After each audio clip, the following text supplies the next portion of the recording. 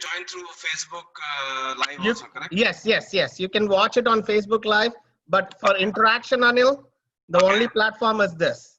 got it. Yeah. So I'm going to go ahead and get this started. Hello, everyone. Welcome to Week in Wellness series number 20. We have been doing this all through the quarantine time, and we have reached the 20th presentation. And thanks to all the presenters, I take this moment to thank everybody because it's a wealth of knowledge that you all share with us. And the whole purpose of this Week in Wellness is to share, healthier information and stay positive during this whole COVID time. And instead of having something negative in our mind, this will create a lot of positivity. And once again, today's topic for me, it's so important thanks to Deborah Willis. I'm pretty sure she's watching me from either Facebook or through this. uh, she connected me with Dr. Cliff Morris, and his idea is pretty much we kind of like connect with each other because our goals are to prevent taking too many medications. So that's why the topic that you see in front of you, lifestyle medicine, the art of preventative cardiology. And before I give it to Dr. Morris, I'm going to talk actually a lot uh, about Dr. Morris. Just So, a little bit. so Dr. Morris is a highly regarded preventative cardiologist whose unique approach takes into account the physical, psychological, cultural, and social aspects of heart disease. The Morris Cardiovascular and Risk Reduction Center, which he founded, um, has the first medical fitness program of its kind, which reverses heart disease and diabetes through comprehensive lifestyle change. He did his um, a BS degree in University of North Carolina, Chapel Hill, and it was in biology. And also his life work has earned him prestigious recognitions for his humanitarian efforts, including 2008 Planetary Physicians Award for compassion-oriented patient care. 2009, he was the first physician at John Randolph Medical Center to be honored with HCA First Humanitarian Award. And in 2014, he was honored with Richmond's top award for Best Bedside Manner by her Health magazine. And Dr. Morris has 4 children and currently lives with his loving wife, Fran, and of course, their dog, Dusty. He enjoys daily meditation, Tai Chi, and performing acts of service in the community. Dr. Morris, here you Yes, go. it is so wonderful to be here today. Thank you so much, Ramki, for this opportunity. Anytime that I get an opportunity to try to talk to folks, to try to help them to understand a way to possibly get off their medications, I'm going to take advantage of that opportunity. So, as Ramki said, my name is Cliff Morris. We have the Morris Cardiovascular Risk Reduction Center, and our main objective is to change behavior through evidence-based medicine, fitness, and nutrition. Even though we're a state-of-the-art cardiology practice and we do all those things, we find that the key to all of this is really teaching people how to change behavior. So if you're that person who is on a lot of medicines or even just a little few medicines, but you're having a difficult time trying to do the right thing, change your behavior, be consistent to try to possibly get off the medicine or just to feel better and to get better, then this presentation is going to be just for you. We all have difficulty with this, and practicing cardiology for the last 25 years, I think I've gotten a hold of some things that I think are going to be really helpful. So I'm hoping you're going to stay with me. I'm going to try to pack this into 30 minutes and give you some real good pointers at the very end on what you can do, some real action items on what you can do to lower your risk and also to hopefully get off your hypertensive and diabetic medicines. So I didn't bring any of my patients with me who've had success in our office, but I did bring something that represents these patients. And what you see here is our empty pill bottle container at Morris Cardiovascular Risk Reduction Center. And this sits in front of our office. You can see it right here. And it contains over 300 empty pill bottles. These are people we've gotten off of their blood pressure and their diabetic medicine. And for me, it's our trophy case. My two wonderful assistants are Sheila and Kim, and both of them have come to us specifically for what we do and specifically for their given talents in helping us to achieve this goal. And so we're very happy that both of them are with us, and we'll be able to assist you in this endeavor. So as Ramke said, I started this practice back in 2011. Excuse me. And a little bit more about me. Some of you may know some of my history, that I had the wonderful opportunity of playing basketball at the University of North Carolina in Chapel Hill.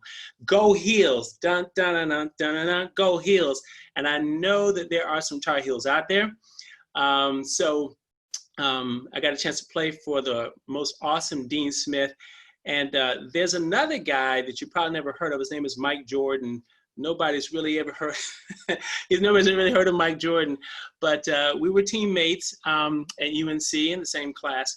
And I've got some pictures there. You can see the picture on the right. I joke with people that I taught Michael Jordan everything he ever knew. And as you can see, you know, as how important it is when you're taking flight. Here's Mike Jordan right here.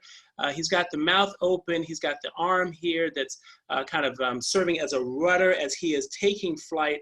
And you have to have the ball at a certain angle to measure wind viscosity and speed and that kind of thing. And as you can see here on the left, there I am, same thing, mouth wide open. You have the arm up there to measure as the rudder, and also you're measuring speed viscosity. I often joke with people that I didn't play with Mike Jordan. Mike Jordan played with me. And so, but I tell you, the one thing I've learned about playing basketball at the University of North Carolina, which I still pinch myself to this very day that I did that, is the importance of a team. And the importance of each individual on the team had its own task, its own thing, its own importance on the team. And we've adopted that same philosophy here, where each one of our people have a given talent, and we try to use that talent to help people to reach their greatest potential. So I've taken that to go on to form our program. Excuse me. So what are we going to be talking about today? These are some of the objectives. I'm not going to read them off, but by the time that we get done with our lecture today, if you're the kind of person that is tired of taking medications and feels that some of your happiness has been taken away because you're on medicine, and that some of your success has been taken away, and mostly some of your freedom, feeling enslaved to high blood pressure and diabetes, then this lecture is going to be for you. This talk is going to be for you, because you can begin today, after you're hearing what we have to say, to experience a lot of happiness and success and joy and freedom off your blood pressure medications. So here we have this is actually not one of our patients, but one of my favorite stories. I had a patient come in who was really excited, and we had gotten off of her 3 blood pressure medications, and she was at a dinner party with a friend of hers, and the friend of hers saw her with this wonderful glass of wine. And she went up to her and said, you know, Cheryl, listen, this is her sister. She says, you should not be drinking while you're on your blood pressure medicine. And after Cheryl had gotten off of her blood pressure medicine, she very proudly waved the glass up, and she says, I'm no longer taking any blood pressure medicine. And she took a sip of her wine. That was an enlightened period for me, because at that state, I've known that I kind of figured out, excuse me, I figured out that we really do have something to offer here. And that's my objective, is to try to help people to reach the best health that they can possibly reach. And getting somebody, there's nothing like getting somebody off their medication so that they can actually enjoy the happiness and the success and the freedom. So let's get to it. You know, there are places in the world where people live to 100 years old. I don't know if you've ever heard of the Blue Zones, but this is a fundamental way of learning how lifestyle medicine can be used to help you not only feel good and get healthier, but hopefully one day, if you're a type 2 diabetic, being able to reverse the diabetes. Some people don't know that with type 2 diabetes, you can actually reverse it. Or if you have high blood pressure, being able to come off of your blood pressure medicine. So this place is called the Blue Zones in the world. You can see them right there: Okinawa, Japan; Sardinia, Italy; Costa Rica; Icaria, Greece. They have places, these are places where people live to 100 years old. On average, 10 to 15 years longer than we do here in the United States.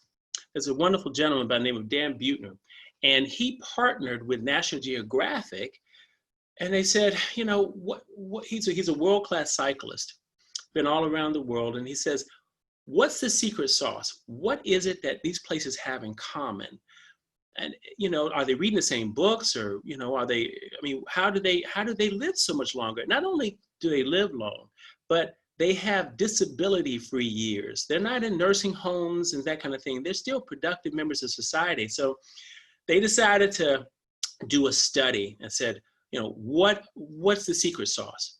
And what they came up with is something known as the Blue Zone Power 9. What I'm about to show you, I'm hoping that all of you will go and Google the Blue Zone Power 9, and you will see this right here. Here are the Power 9 right here. And I'm going to talk about each one of these. I'm not going to read them off for you. You're adults, you can read. We're going to go talk about each one of these and how it's used as a collective that can help you in terms of your lifestyle. And by changing your lifestyle, you actually change the disease process. Even bigger, there's a bigger picture here, because at Mars Cardio, we have two rules. First rule is, we don't have strokes and heart attacks here at Mars Cardio. My patients know that. We don't do that here because we're proactive and we're preventative. That's the first rule. Now, the second rule is we're family here, and family help each other. And so if we've helped you, we require, as a Mars Cardio patient, that you pay it forward. It's so interesting, though. Our patients feel so good after they get done, well, we're basically not done for a while, but after, with enough of the effort and energy, they feel so good they want to go out and tell everybody about it to try and free other people from their medications. So it's a situation where they just want to pay it forward, and we love it. So let's talk about each one of these and see how they can go towards getting you off your medications and just leading to more happiness and more success and freedom. So moving naturally. So I don't know if you guys can see, but basically I have a stand-up desk here. I'll just turn it around so you can see just real quick. So I'm actually standing while I'm giving this lecture and moving around at the same time. So in these places across the country, they move naturally. It's just built into their everyday. Some might call it non-exercise activity, or there's a term for that called NEAT, N-E-A-T, non-exercise activity thermogenesis. And this means that, for instance, if you're walking, let's suppose that you're at work and you have a business conference on a phone conference, why not take your phone and go for a walk? It's called walk and talk. And just by continual movement, back and forth, you can actually lose 20 pounds in a year, or you can maintain your weight just by this thing called NEAT, non-exercise activity thermogenesis. So moving naturally is a part of what they do. So they're walking to the market, they're walking down to get their haircut, they're walking to the neighbors, they're biking everywhere in these countries, Costa Rica and Okinawa, Japan. And as a result of that, it's building to their resiliency. And we always encourage all of our patients to build this philosophy into their day-to-day life. Moving naturally, did you know that you have over 360 joints in your body? And you have over 700 muscles, 700 muscles.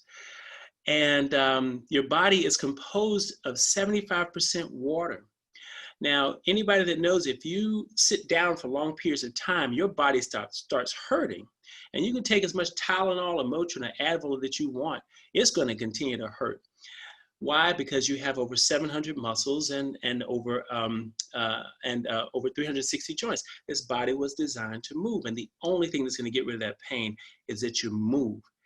Water, also, water, when it sits for a long period of time, becomes stagnant. And so water wants to constantly move too. Water is very flexible. If you pour water into a cup, it becomes the cup. You pour water in a teapot, it becomes the teapot. And it assumes the position of whatever it's in. It's very flexible. And so it's important for us to be flexible as individuals. And water goes without fear. It can adapt to any situation. It's constantly renewing. And when you're in that situation, the stress level goes down quite a bit when you're able to be like water. So moving naturally, very important first concept. This next slide is a poem from Patanjali, one of my favorites. I'm not going to read it. You can read it there. I am going to read the very first 4 lines of this because it talks about having purpose. So the people in the blue zones, they have purpose in their life. Their purpose wakes them up in the morning, not their alarm clocks. And studies have shown that when you have purpose in your life, you can add an extra 7 years to your life. So the very first part of this goes, when you are inspired by some great purpose, very much like what Ramke does with these lectures, some extraordinary project, all your thoughts break their bonds. Much of what we think gets in the way of our success, gets in the way of our health. And when you change your thoughts, you change your life.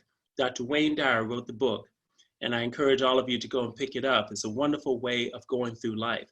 And so, as I said before, when you have purpose in your life every day, a reason to get up. I mean, I've got 300 reasons to come here to this office because we're getting people off medicines. They're getting well. And my job as a physician is to get people so they don't need me. That's my ultimate dream. And then I'll just close my doors and I'll just become a fitness trainer for the rest of my life.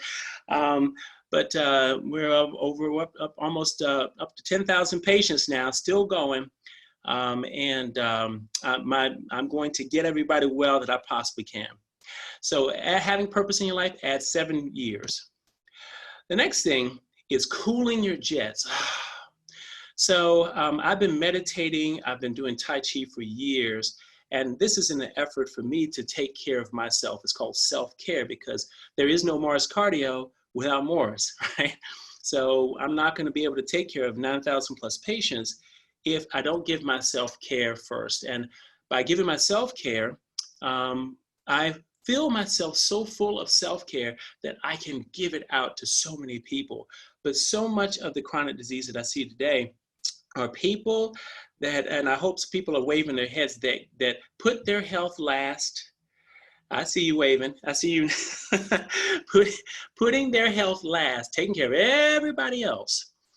And by taking care of everybody else and putting their health last, now everybody in their life becomes a burden.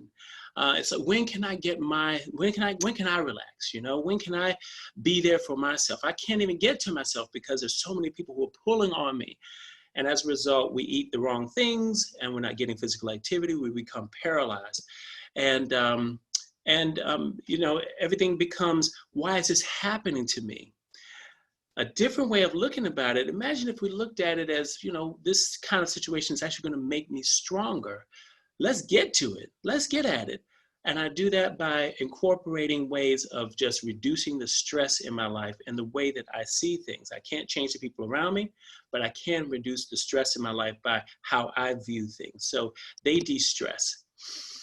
Now, this is an example here of somebody, of how you may feel like you're cool and calm and collected on the inside, but you may be kind of like that duck who seems to be nice and calm on the outside, but they're flapping like hell under the water, you know? So this is an example of a test that we do here in the office. It's non-invasive. It's a very quick test. It's called the Carotid Intermedial Thickness. Not that many practices are offering this test, but I think it's a beautiful test to get as a preventative measure. So what you're seeing here on the left is a person's carotid artery. This is the blood vessel that goes up into your head to carry blood up into your neck. And what we can see here is the actual lining, the intimal media of the carotid artery, and we can tell how thick it is. For instance, we know that a 36-year-old should have the thickness of a certain millimeters, and we know that a 90-year-old should have a thickness of a certain millimeters. It usually is going to be thicker because the person's older, they may have been eating the wrong things, lifestyle stress is playing a role in them. But suppose you came down to get this test and you're 45 years old, and we discover that you have the arteries of an 85-year-old. And that happens. So now here we have a normal thickness of the lining of the artery, and the blood is actually flowing in this direction. The head is up here, the body is down here, and the blood is flowing in this direction. And this is the normal thickness of the artery. This is an artery that has extra thickness. Cholesterol buildup early, before the plaque, before the stroke. This is the early stages. You've heard of pre-diabetes. Well, this is kind of pre-stroke. So we can detect this with a very simple test in the office. Now imagine if you are a 45-year-old, and most 45-year-olds are supposed to have the thickness here, but we discover your thickness is here. And you can understand that's going to cause you to really change your behavior because you can see it and you wouldn't have felt a thing. And that's what happens with diabetes and high blood pressure. So that's just the effect that stress can have and why cooling your jets are so incredibly important, and how we use this tool at Mars Cardio, and it's very effective. Okay, they have something called the 80% rule. And what does this mean? They actually stop eating when they're 80% full. You ask, how can you possibly do that? Because we do in the United States, we have a plate of food, and we sit down and we're just eating it with our cell phones, just kind of looking and eating kind of mindlessly, not consciously eating, not sitting back and being mindful, being grateful for what we have, or we're mindlessly watching TV, or we're just sitting at our desk and we just kind of wolf it down. Well, it takes 20 minutes for the signal from your stomach to get up to your brain that you're actually full. And so when you have a plate of food there, you're sitting there eating mindlessly, well, that plate is gone in 10 minutes. So what do? Because we have not yet received the signal from the stomach up to the brain that you're full, we go for another plate. Okay, so now we get the plate, the second plate, and we're sitting back and we're just going at it. And what do? We roll the food up on the fork, we put it in our mouth, we chew, and while we are chewing, we roll up another. Why? Because heaven forbid we swallow that food and not have another one coming right behind it, right? So then we swallow that down, and we're chew, maybe we might inhale it, and then next thing you know, that plate's gone. But then the signal finally gets up to the brain, and you go, oh my God, I cannot believe I ate the whole thing. I can't believe I ate the whole thing. I don't know if any of you remember that commercial a long time ago. I'm dating myself. But anyway, because now that signal is loud and it is strong, and your stomach is hurting by now because it's overextended with food. But then there's dessert. Got to go back and get some dessert. And so what do? We go back for the dessert when we are clearly full, and we just pile on. So what they do is actually slow down. They're mindful when they eat. Dinner, when you go to these countries, can be 2 hours, and they have family all around. And they're sitting down and they're drinking water. They're very mindful of how they're eating, and basically putting you in the here and now, being present. And this also helps to lower the blood pressure, lower the cortisol levels. It's not a fearful kind of situation.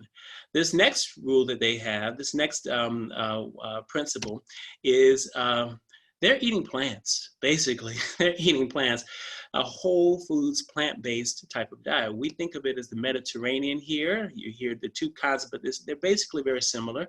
They're eating mostly plants. And when you think about what plants are, all plants are is just sunlight trapped by fiber and water. Sunlight trapped by fiber and water. I just love thinking about that. This sunlight has electrons in it that provide your body what it needs in order to heal. You've heard of free radicals. Free radicals are things in your body that tear the lining of your artery, and they also they can just cause a lot of damage. I call them the rascals, the free radicals.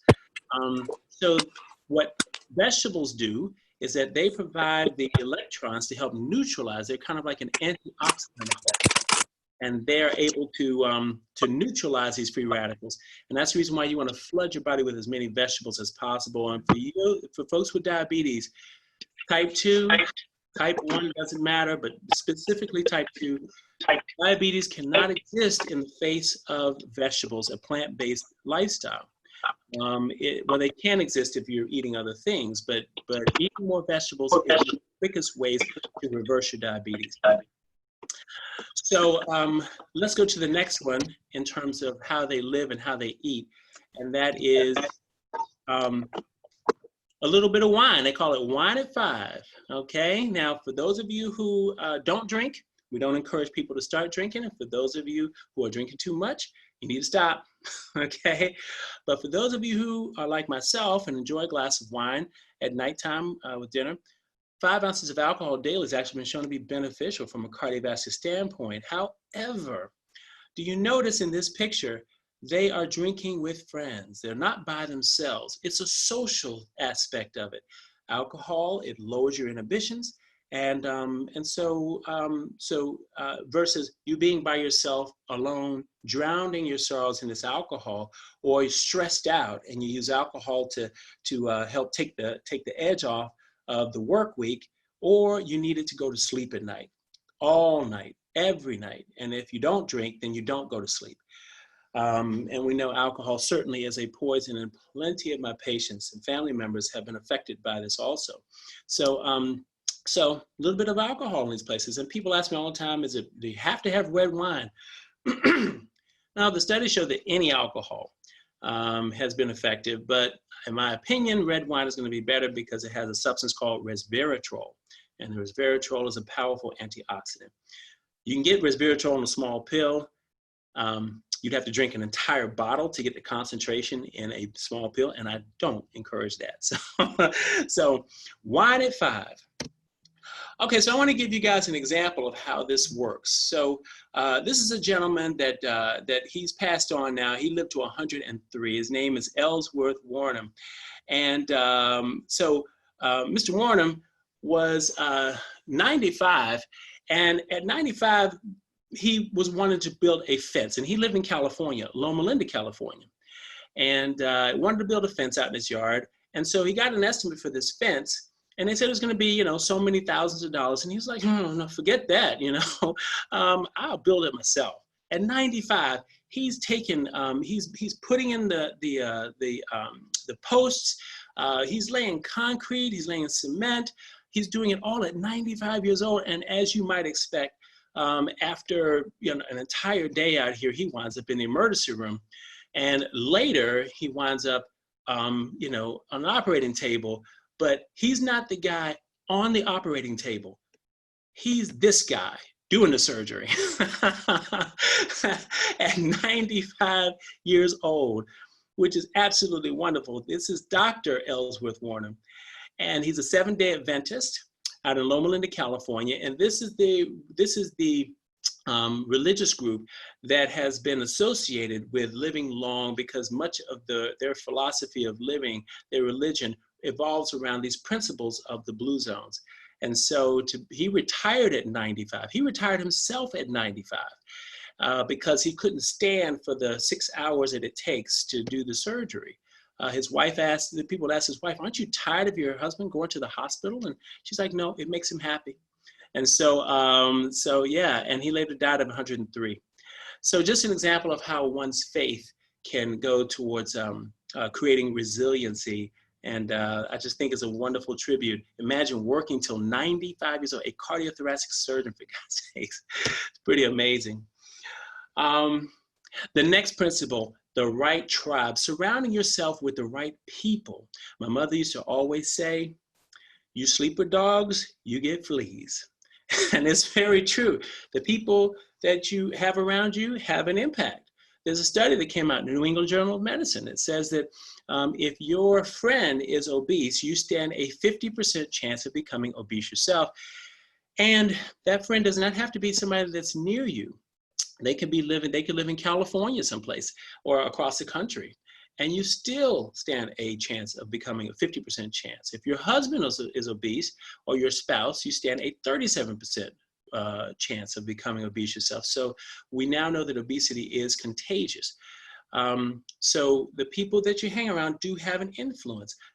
Positive social circles actually support healthy behaviors. And so this oneness, I want to give you a small example before we go to the next principle, because the next principle really speaks volumes. But they've done experiments where they could take a heart cell. Let's suppose that they take a heart cell from me, and they take it and they can place it into a little small dish, kind of very similar to this right here. They take it in a small dish and put it in there. And they can sprinkle some things on it and make this heart cell grow all by itself. And after a while, it'll start beating.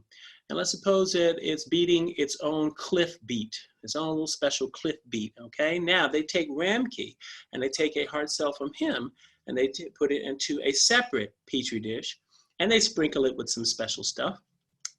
And all of a sudden it starts beating that special Ramke beat, But what if you were to take Ramke's heart cell and put it into the same dish as my heart cell? What if you were to put them together? Given enough time, they start to beat together. They get the same beat. They don't see color. They don't see any difference between the two. They're able to see a bigger picture. They're able to sense something bigger that's happening, and they're able to beat together. And so this is the reason why the right people around you, the people who are looking to do better, the people who are looking for a better world, collectively, you guys will create something bigger than if you were all separate. And I think this is also an important thing for our world today, is being able to be around people who want to see positive things going on in our world and not so much always focused on the negative. You see the coronavirus, the corona worries. 70% are worried about family members getting it, 59% worried about family members who will die, and 60% worried about your investments.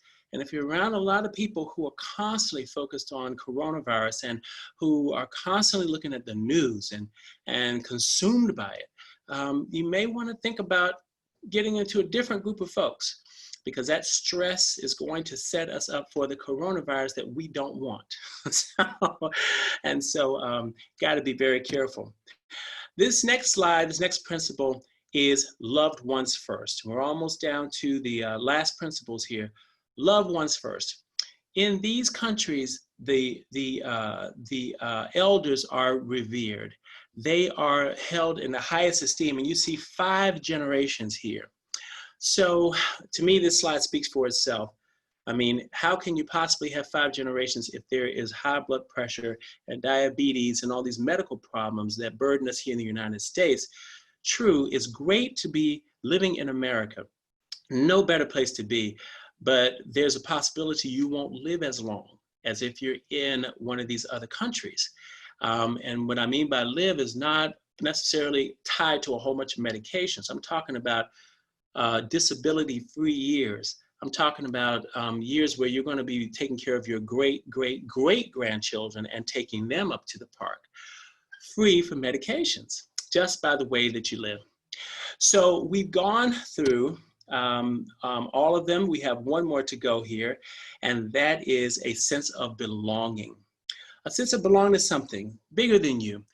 And that is, the studies have shown that if you go to at least 4 types of religious services, and there's no religion better than another. No religion better than another. If you do that, you can actually live anywhere from 7 to 14 years longer. Good, solid years. Having that faith in something ties you to your purpose, which we talked about before. And that combination of believing in something greater than you, something that is bigger than you, a better world, how about that? And partnering with others who can visualize and see a better world That's going to help to lower the cortisol in your body, lower the inflammation in your body, and therefore set you up to for a substance to arise, and it's called oxytocin. We're going to talk about that next. Oxytocin, the cuddle hormone, makes you want to be with somebody. But so we've gone through the Blue Zone Power 9, and we give an assignment to all of our patients to know the Blue Zone Power 9 and how it can apply to their day-to-day routine. And this is a big reason why we have over 300 empty pill bottles in our container at the front door. And we're very proud of that. So let's talk about how this Blue Zone Power 9, these principles, form a substance in your body, which to me, I think is bigger than we possibly could ever imagine. And that is called oxytocin. They call oxytocin the cuddle hormone because in times of difficulty and stress, it actually makes you want to reach out and grab somebody and hug them and be with them. Probably during 9/11 was one of the times in our history where collectively our oxytocin was at its highest. I think this coronavirus situation has led us to another situation in history where our oxytocin levels collectively are probably at their highest. Now let's look at what oxytocin does. It's secreted by the pituitary gland, but in some animals and mice, it actually is secreted by the heart. And what it does is it actually increases optimism. So it makes you feel good just by having it in your body. And the more that you can have in your body, the more resilient you become. And even in the toughest of circumstances, as long as you know you've got people around you, you surrounded yourself with the right people, you're moving naturally, you're eating plants, you're slowing down while you eat, being more mindful, you're going to have more of this oxytocin. It's an appetite suppressant. So for those of you who are looking to lose a few pounds, there you go, oxytocin. It, as I said, I've got increased optimism twice there, but more importantly, it helps to lower inflammation in your body. And we now know that inflammation is tied directly to all the major chronic diseases such as coronary artery disease, such as cancer, such as diabetes, and Alzheimer's. So if you have a substance that's natural, that will help lower your blood pressure. Oh, one other thing, it actually causes the stimulation of brand new blood vessels to be formed. And these blood vessels can be blood vessels in your heart where you get brand new blood vessels that can help to supply blood to the ones that are blocked off. And so it can actually contribute to what we call collaterals, which some people call that God's natural bypass. This is where you actually get brand new blood vessels to your heart naturally. So this combination, using this Blue Zone Power 9, you get the maximum benefit of this oxytocin. And therefore, by using your lifestyle and changing the way you think, you change your life. And we start to see the blood pressures lower down. So I'm giving you guys these principles, and I want to be sure that you take advantage of this. Okay, so now, for those of you who have made it to the near the end of this lecture, we're about to wrap it up. I want to give you some ways in which you can blue zone your life. And there's so many different ways that you can do that. But in these countries, they're doing a lot more gardening. So we have gardening right here, and or farming. So they're growing their own food. And of course, I encourage any of you to grow your own food. You grow your own food, you grow your own money. And of course, you're taking that sunlight. Basically, if you could open your mouth and do like that and get a whole bunch of sunlight in your body that way, you could do it, but you can't. So what do? You eat the sun. And my wife and I both are on no medications right now because we eat our medicine every day, that high octane food. So gardening and going along with more plants in your life, less red meat. I didn't say no red meat, I said less red meat. And also even less chicken, because the chicken has been completely destroyed with all the crap that's in it also. So certainly more plants, more fresh fish, not the farm-raised stuff, will help to lower your blood pressure and reverse your type 2 diabetes.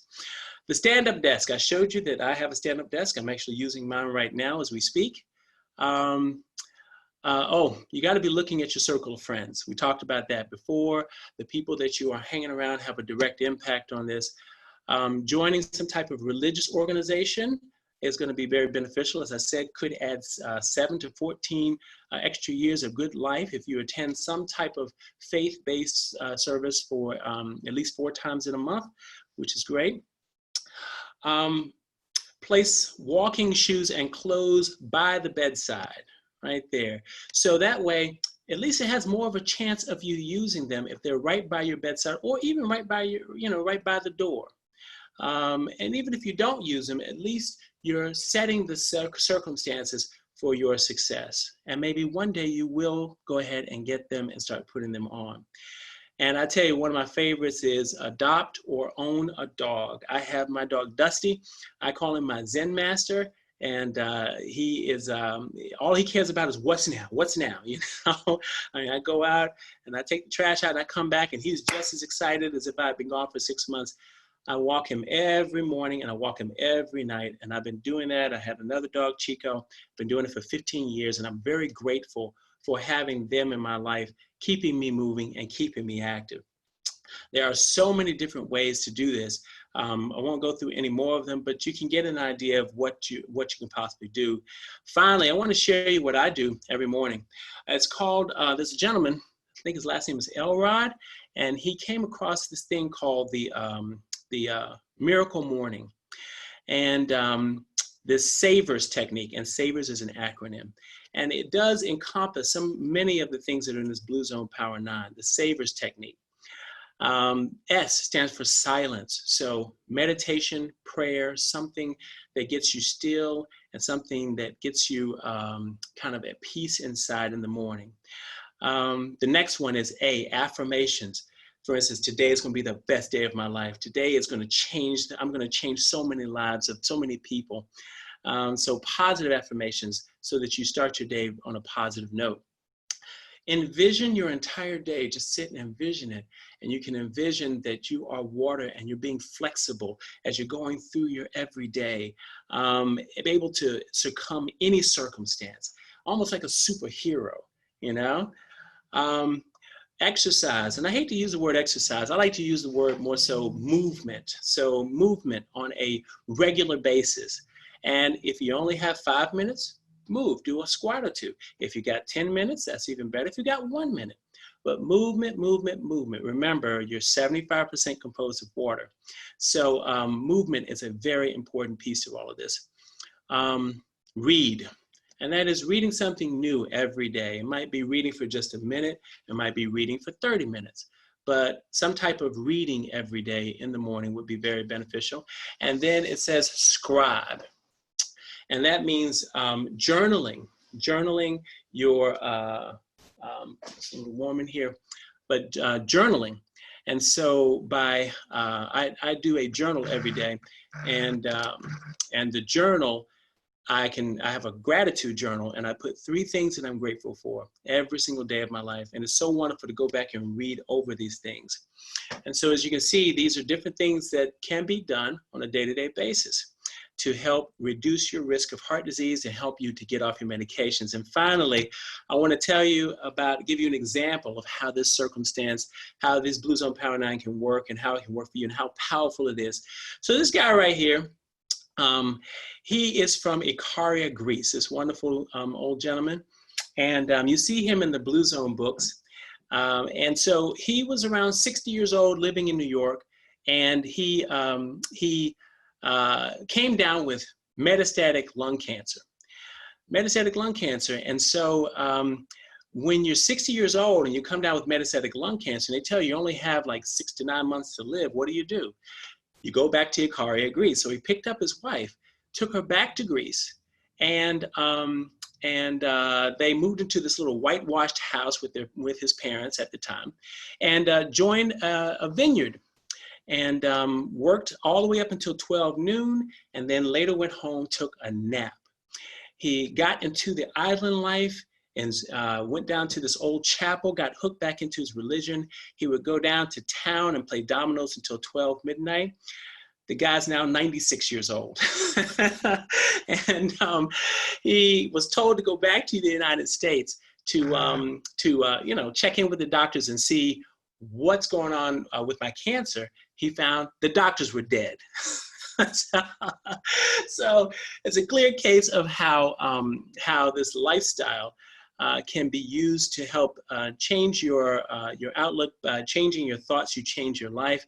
And so that's something you can also use. Again, the name of the book is called The Miracle Morning. And so that's the end of my talk for today, folks. I want to thank you so much for giving me the opportunity to come into your life. And again, my whole objective, I don't know if anybody has any questions at all, but my major objective is to give you some way to change your behavior so that by changing your behavior, you can change your outcome and hopefully be one of our people that can come and bring that empty pill bottle to my office one day. Mars Cardiovascular System, we're here to change behavior through evidence-based medicine and fitness, and I'm grateful for the opportunity. Ramki, thank you so much. Dr. Cliff, that was amazing. And I think I've had multiple shares on Facebooks for the same for the topic. And Great. I think a lot of people are watching it. Good. Some of the examples that he told about Loma Linda, yes, I've seen it. I am from Loma Linda. I did my master's there. Oh. Amazing university. Oh my so many gosh. seniors. Yeah. Yeah. My program director was only 81 years. Wow. Dr. Ash. I mean, it's amazing place. Yes. So I can't say anything more than that because it's like very healthy, Yes. you know, very much positive vibes. You covered it all. So I do have a couple of questions. Actually 3 questions so far that came up on the Zoom. I have not checked the Facebook yet. I'm going to check it in a minute. Sure. This is from Mr. Brad. How do you deal with a challenging patient who lives in the inner city? It's not safe for them to go out and exercise and says, I don't exercise. Good question. I get that all the time. And this is why I joke and I say that God created, YouTube. I'm a YouTubeaholic. I love YouTube. So you can go on YouTube and you use your body as your gym. So you can go on YouTube and you can find any types of physical activity that you need to, and just right there in the comforts of your own home. You don't have to go. You don't have to join a gym. I haven't been a part of a gym in years. I do it all at home and in the privacy of my little pajamas and stuff in the morning. So I would strongly recommend that you go to YouTube. Hopefully you have access to the internet, and you can pick and choose. If you're a senior and you have difficulty with back problems or knee problems, there's chair aerobics that you can put in, and you can, while you're sitting in a chair, if you have balance issues, you can do that. You can be very specific. You can even put, physical activity for people over 85, and there you'll find 85-year-old folks who are doing some amazing things. So don't let the fact that you can't get to a gym, or that you're in the inner city, or that you're in an unsafe neighborhood and you don't like to be out walking, don't let that be a factor that solves you. Remember, be like water. Water finds a way. There's always a way. And YouTube, in my opinion, is a great way to get that done. So great question. I get that all the time. And frequently I'll have my patients come and I'll actually show them some YouTube videos, different things that they can do. And it's free, aside from the service that you have to pay for your phone.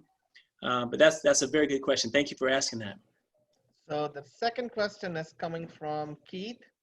What can help someone with pulmonary hypertension caused by pulmonary fibrosis? Okay, Keith, that's a very good question. You've got anybody that has pulmonary hypertension, that's called primary pulmonary hypertension. That's a difficult situation. It's very much as if the heart is damaged. What I tell my people that have a weak heart, and in this instance, you would think somebody has weak lungs, I tell them, you're going to need to get the rest of your body in the best condition that you possibly can be to actually help to take the load off of the lungs. In other words, your body has capacity to extract oxygen depending on if it is being used on a regular basis. So what you would do with pulmonary fibrosis is that you would do the absolute best that you could to move as much as you can. And I'm not talking about going to the gym and working out and joining the Olympic team, that kind of stuff. I'm talking any movement whatsoever. It's just important to move. And the key is to get your respirations up. I mean, how far should I go? Should I go 1 mile, 2 miles? No.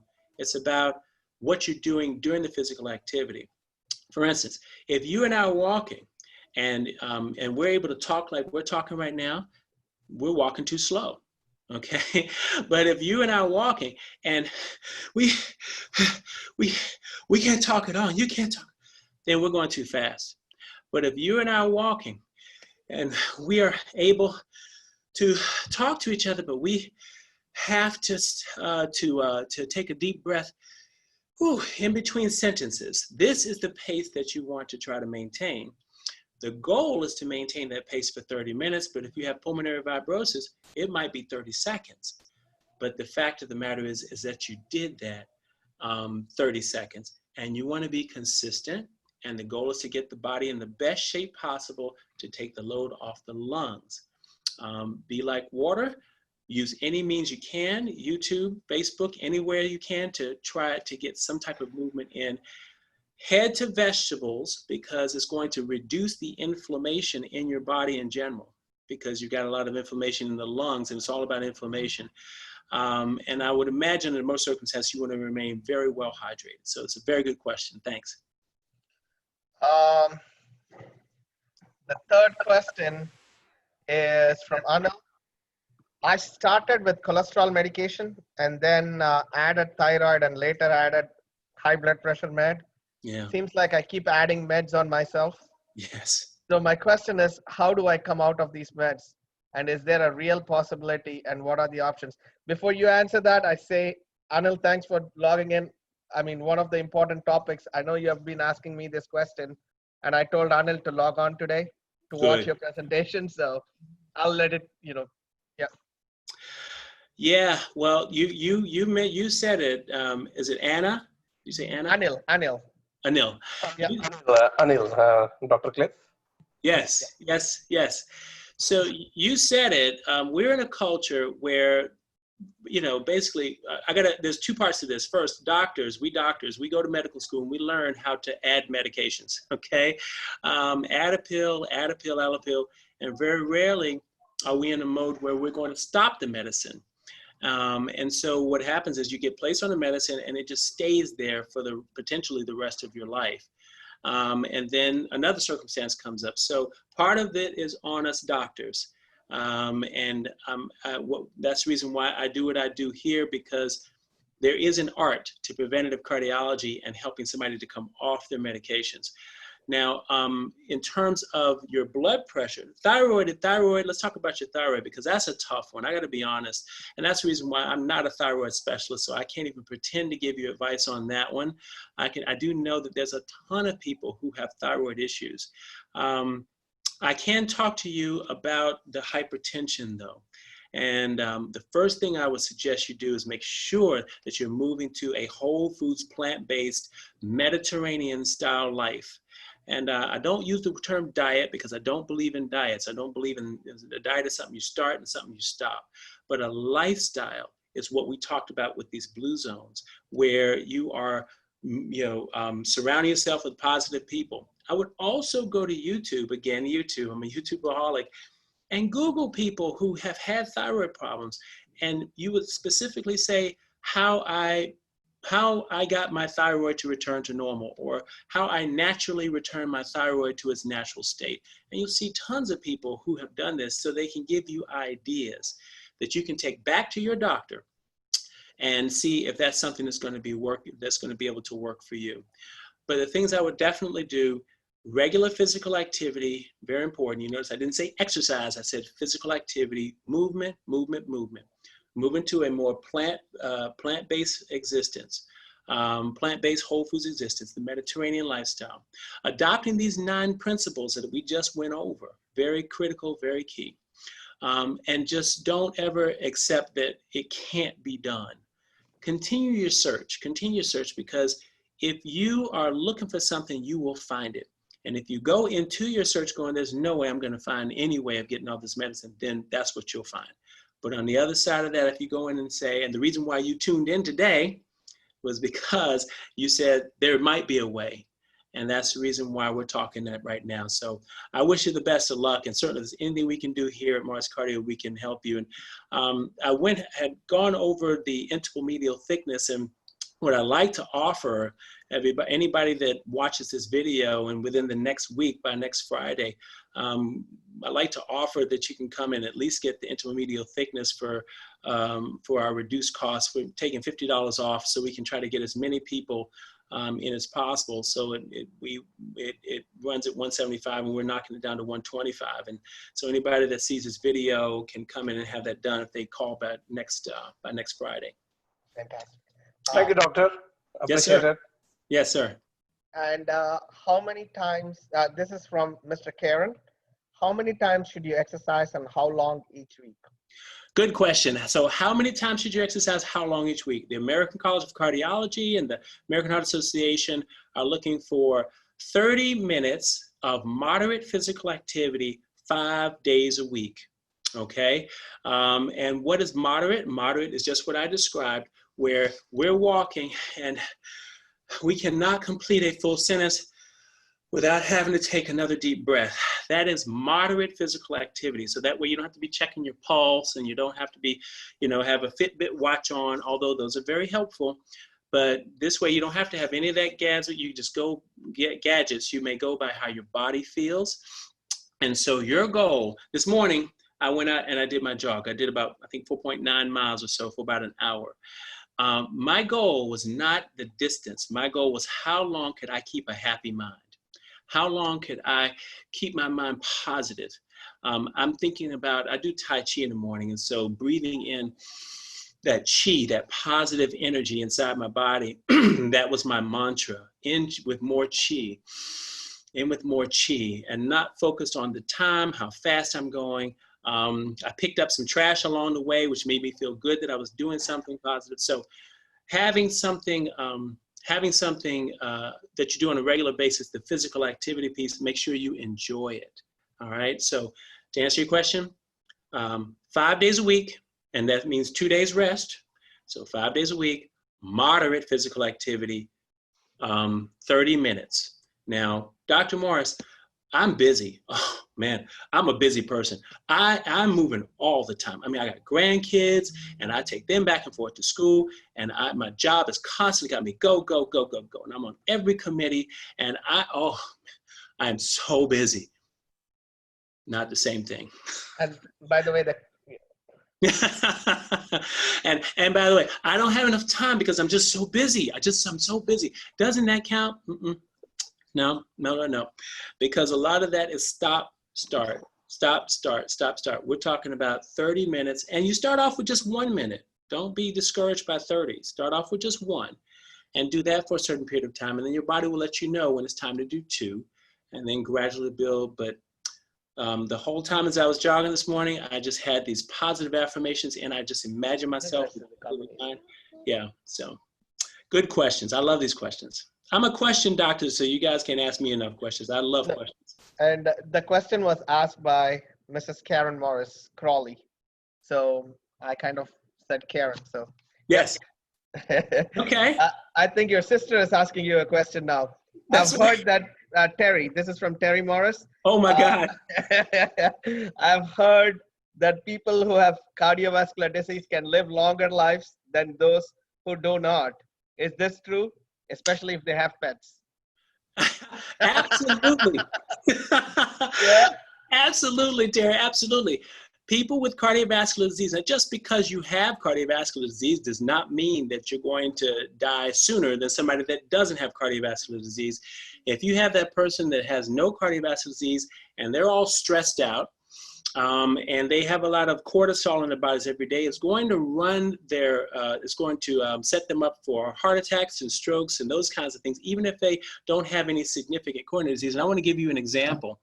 So here's a blood vessel right here. Okay, and let me get the lighting right. So if you see, there we go. Here's a blood vessel. Now, here's a blood vessel perhaps that goes up into your neck or in your heart. Now, here's what it's supposed to look right here. You can see that it's nice and wide open, right? And there's plenty of room for blood to go through. But now I'm going to show you a 10% blockage. Now here's a 10% blockage right there. And you can see there's a little cholesterol plaque that's built up right in there. All right. I don't know if you can see that real good, but still plenty of room for blood to get through. Right. So this person, even though they have heart disease, can live long as their lifestyle is optimized. Here is a 50% blockage. Okay, so 50% blockage. Oh my God, why don't we put a stent in that? No, there's still plenty of room for blood to get through. You see? So this person also can live long, even though they have coronary disease. And here, right here, is a 70% blockage. And I hope people are looking at this going, oh my God. I mean, it is true that you are what you eat. And it looks just like the French fries and those kinds of things that you're eating. And a 70% blockage, obviously going to have some difficulty. But even with that, if the rest of your body is healthy and you have a healthy lifestyle, the new studies have come out showing that a healthy lifestyle, plant-based whole food, can do just as well as somebody that needs stents or bypasses. And in some instances, they actually do better. And so, so the answer to your question is absolutely yes. Just because you have heart disease does not mean that you are doomed. And if you're a Mars Cardio patient, we don't have heart attacks and strokes here anyway. So come on down and let us start adjusting your lifestyle between me and Sheila and Kim and our entire staff. We'd love to get you set up. So thank you, sister. Oh gosh, all great questions. I think you're muted, Ramke. I can't hear you.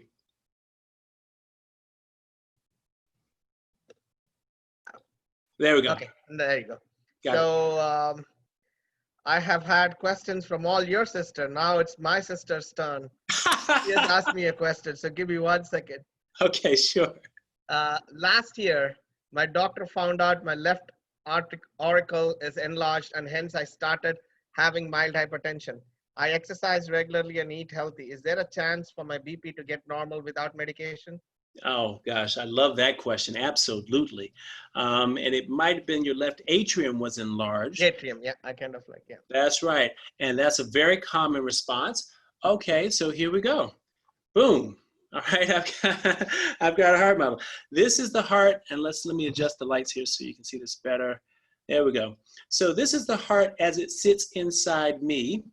All right, now I'm going to pull it out to give you a 3D view, and you can see the 3 arteries of the heart right here. It goes right down the front of the heart, and the artery that goes on the side of the heart, and there's another artery that goes over here. Now I'm going to turn the heart around so that you can see the atrium, and these are the atrium right here on the top, and the bottom here are the ventricles. Okay, so I'm going to turn this back around, and in your situation, it is the left atrium that is enlarged, which is right over here. And that's commonly what we see in people with high blood pressure, because as the blood pressure is felt in the aorta, I'm going to open the heart right now so you can see the actual inside. There we go. All right, so the blood pressure is actually felt by the ventricle here in the aorta. So the blood pressure is out here in the aorta. It backs up into the ventricle, and that pressure backs up further into the left atrium. As you can see how thick the ventricle is compared to this very thin-walled atrium, the atrium starts to enlarge. And so it's very common for us to see that in somebody with high blood pressure. Also, diabetes is a very common thing too, because it causes the ventricle itself to become very stiff. And when the ventricle is stiff, that pressure again backs up into this very compliant left atrium and can cause it to enlarge. Question is, can you still come off of blood pressure medicines even though you have an enlarged left atrium? The answer to the question is absolutely. We see it all the time here at Mars Cardio. Is it going to happen by you just stopping your medicine? Absolutely not. But if you were to start this Blue Zone Power 9 principles we talked about, I can't stress you how important it is to incorporate this kind of, I try to stay away from the word holistic, because for some people it has kind of a negative connotation. But it really is a whole system we're looking at. We're looking at how you think psychologically, the way you view the world. We're looking at your surroundings. We're obviously looking at the food that you're taking in. All of these factors go into how you can shape and remote. And yes, you can start to reduce the size of the left atrium, but the way you do that, it usually responds, the left atrium enlarges because of something else. So you got to go after that something else, and that something else is lifestyle. So again, good luck to you. We would love to help you with that if you want to come down. We've got folks that are coming from all over because they've heard of what we do, and the heart is always forgiving. And so all it's doing is say, just give me what I need. I'll give you what you need. Good questions. Another question from one of the viewers. So lately, ankles are slightly looking darkened. Yes. Does this sound like a circulation issue? Any thoughts on what I should do next? The good question. So the question is, her ankles are looking dark, or his ankles are looking dark. What's causing this, and what should I do next? The sign of a circulation problem means that you have typically does not cause, unless the circulation problem is really severe, you typically don't get the skin changes until later stages of the circulation issue. If it is a circulation problem, most times it's not a circulation issue. The symptoms you'll get if it's a circulation issue is if the blood is being cut off going down the leg. As you start to walk, you start to develop pain in the back of your calves. That's called claudication, and that's one of the classic symptoms of a arterial circulation problem. And so if you don't have the pain in the back of the calves, and you don't have any discoloration of your toes and those kinds of things, bluish discoloration of your toes, then it likely would not be an arterial problem. Now, can you have problems with the veins coming back up to your leg? Yeah, there's something called venous insufficiency. And that is where the veins are not working properly going back up your leg, and so the blood is not flowing back up to the heart the way that it should. That situation can cause some discoloration of your legs. And so definitely a situation where you should see your primary care doctor and see what they recommend. One thing I would surely recommend is that you watch the amount of salt that you could be taking in, because that could cause a lot of swelling of the legs. We are saltaholics. And when the legs swell, and they swell, and then they go back to usual size, and they swell, and they go back to usual size over and over and over again over a period of time, you can get changes in skin color also. Diabetes also, you got to watch for that. So definitely a situation you should talk to your primary care doctor. I would also recommend that you take pictures of your legs, particularly when you think that they're at their darkest color or discoloration, or if they're swollen. Take pictures and videos. That way you can bring them with you to your primary care doctor's office. Use the technology. Good question. Once again from your sister, Karen, is Yeah. it true that you can receive a renewed heart every so many years if you practice a healthy lifestyle? Yes, as a matter of fact, and so it's. I've seen literature that every 20 years you get a brand new heart. Every 20 years, and you can imagine this can be true because this is not the same heart that you had when you were born. I mean, the same heart that you had when you were born was this little teeny tiny thing, and now you're big, and now basically the heart is the size of your fist. And so everybody can put their fist up and they can see what size their size of their heart is. So yeah, every 20 years you get a brand new heart. I'm coming up on 60, and so in a few years. And so I'm on my 3rd generation, getting up into my 4th generation heart. So by giving your heart this Blue Zone Power 9 principles that we talked about, you're going to be able to get a new heart. Now, will that take all the blockages and stuff out? Do you get literally a brand new heart? No, I mean, if you got significant coronary disease and it's calcified and the blood vessels are hard and hardening of the arteries, you're not going to be able to get rid of those hard arteries. But the cells of the heart actually have the possibility of regenerating, or you have the possibility of developing new cells of the heart that can work better in the setting of all the blockages. So yeah, great question. That's an unusual question, and I love it. Thanks for asking. Give me 1 second. I'm just checking my Facebook thing. Okay. I don't have any questions there. All right. I think so far the questions so far. Let's give them a couple minutes if somebody is having any other questions. Okay. Before that, Dr. Morris, once again, thank you so much for your time and a great presentation. And I'm just going to announce something for next week before people start logging off and everything. Mm-hmm. So next week, our topic is managing an acute injury and subacute chronic injuries. We have talked about all kinds of injuries in the last 20 presentations and a lot of great nutrition help and everything. But what we're doing on next week, it's a live presentation. So I'll be asking questions to both presenters. One of them is from India, one of them is from Kent, UK. So I'm trying to connect them and ask questions in how to manage, what are the assessments they usually typically do.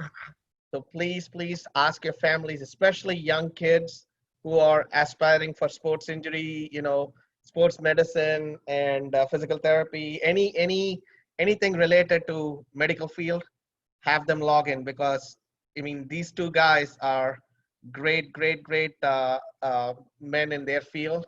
And one of them is a physical therapist for almost 10 different cricket teams. And one of them is, treating people with running injuries in New Kent, UK.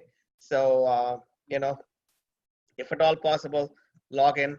It'll be informative. It's on Saturday at 11 o'clock. Sunday being Father's Day. I don't want to end on Sunday because kids will be having other plans and everything. So Sunday morning at 11 o'clock, we'll be finishing up. That's the grand finale for our series 1 of Weekend Wellness. So excellent. Wow. Yeah. Fantastic. And Ramki, thank you so much for all you're doing. I know that this is a service that you're providing from your heart, and I speak from my heart to yours. Thank you so much for all you're doing. I know you're just trying to make this world better, and I think it's a wonderful thing. Exactly. So, yeah. Thank you. Doc, before we leave, Miss Nicole Williams has asked me a question. Okay. My sister is getting reviewed for postural orthostatic tachycardia syndrome. Yes. Anything that you might recommend? Yes, POTS, postural orthostatic tachycardic syndrome. First of all, it is a syndrome, and a syndrome is something that we don't have a good firm grasp on. Your sister probably will wind up seeing many different specialists, and still perhaps not coming out with something that's going to get rid of the POTS. And basically what happens is every time she stands up, she may feel her heart pounding. Her blood pressure may drop, and it makes her feel terrible. And then she actually has to sit down. It has a terrible effect on many people. It seems to affect more women than men.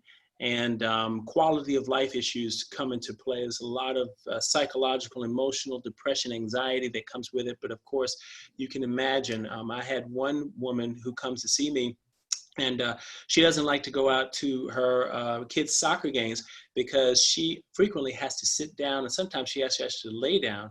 And the kids would ask her kids, hey, what's up with your mom over there? And so instead of her going to these soccer games and causing, her kids to feel, slightly embarrassed by her presence, she just stopped going to the soccer games.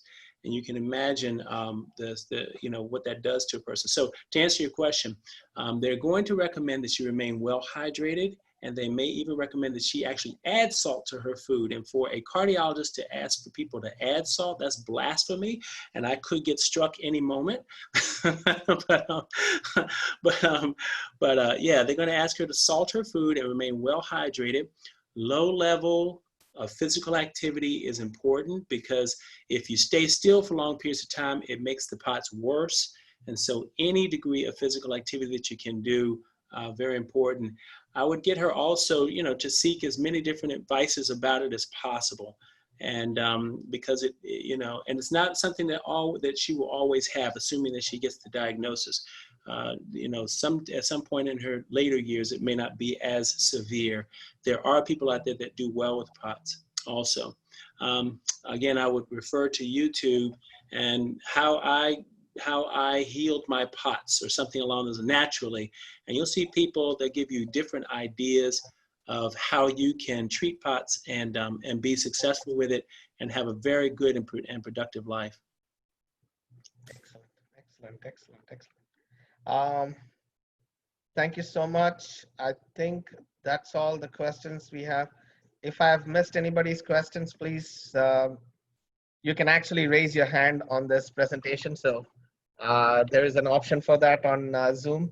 Oh, yeah. So just waiting for one more minute before I log off. Okay. So Dr. Morris, thank you so much once again for your time and answering all these questions. Sure. And I hope, this platform is going to help everybody live healthy and stay positive. Yeah. And that is the goal when I started Weekend Wellness. To be very honest, one of the things that you said first, when you get more idle, have a purpose. So I usually work on Saturdays too. So one Saturday I was just sitting at home watching a spider going back and forth on my window about 37 times. And then I decided, no, I'm wasting my time. So that was the thought. I called a couple of my friends. I called a technical guy. I called a couple of IT people. My friend in India, Karthik, another friend here, Vasu and Jay. I said, hey, you guys, I need some help. I'm ready to do this as long as I get support from you guys technically. So they started helping me there. And then, Vasu is my other voice. He helps me call people and, arrange for presentations. So, so far it has been excellent. And I'm so thankful to all the presenters and everybody, You know why that's so important is because you as an individual are trying to do something good and you're trying to do something positive. And so as a result of that, there are people and basically the universe is going to surround you and continue to send you the right people, the right resources, the right money, those kinds of things to continue this positive thing. And also bring out the positiveness in others. And when you do that, now you have something bigger than just you by yourself. You've got something bigger. You've got faith also that this is going to continue to work and become something that's going to help other people. Now that it's almost like nature, how different parts of nature, they all work together and it becomes something that's very natural. And it grows naturally and it makes you feel real good, gives you purpose. So something like this is going to help you live an extra 7 years. I'd keep doing it. Yeah, God's grace. So Yeah. that's good. And thank you, everyone. Thanks for logging in. See you all next week for the grand finale at 11 a.m. on Saturday. All right, folks. Thanks, Dr. Cliff. Take care. Peace. Thank you, everybody. Peace. Thank you.